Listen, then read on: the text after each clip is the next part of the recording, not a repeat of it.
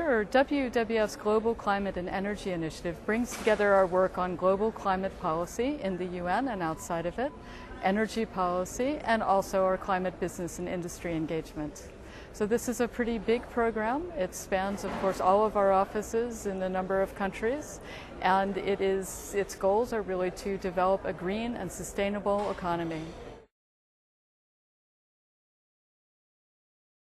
I think the single biggest change is that avoiding dangerous climate change or building a green economy is going to require us to change the way that we generate and use energy. And that's pretty fundamental because we use energy for pretty much every part of our lives, everything from growing food to transporting it to how we build buildings and how we get from one place to another.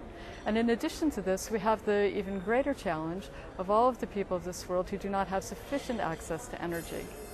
So I think those two issues, both how we generate and use energy in the developed world and how we bring clean energy to people in the developing world, those are the two biggest challenges. It is essential. There are many things that countries can and should do on a national level. For example, our host Mexico today released a low-carbon action plan, which is a very positive step towards this green economy that we've been talking about. But national actions are not enough. They have to add up to the kinds of emissions reductions, 80% by 2050, that we need to avoid dangerous climate change. And we can't do that just one country at a time. That is also essential. We cannot expect developing countries both to bring their citizens out of poverty and at the same time to provide these low-carbon development pathways without assistance from the developed world. There are two ways in which the corporate sector is responsible for climate change.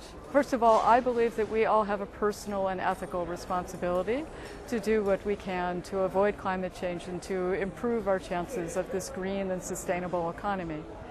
But at the same time, the corporate sector is the source of capital, it's the source of R&D, and it's really the source of much of the implementation of these low-carbon pathways that we've been talking about. So you can think of it both as a responsibility, but also as a huge set of opportunities for the private sector.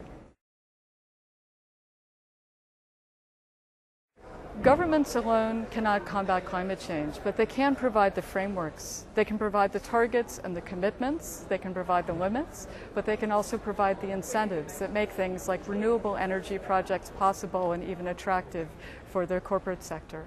The corporate sector, on the other hand, has to go as far as it can voluntarily, and it has to see these opportunities that are presented by government frameworks. Limiting emissions is not just about a threat, it's not just about changing activities and stopping activities, but it's also about finding new ways to develop and new ways to measure our developments.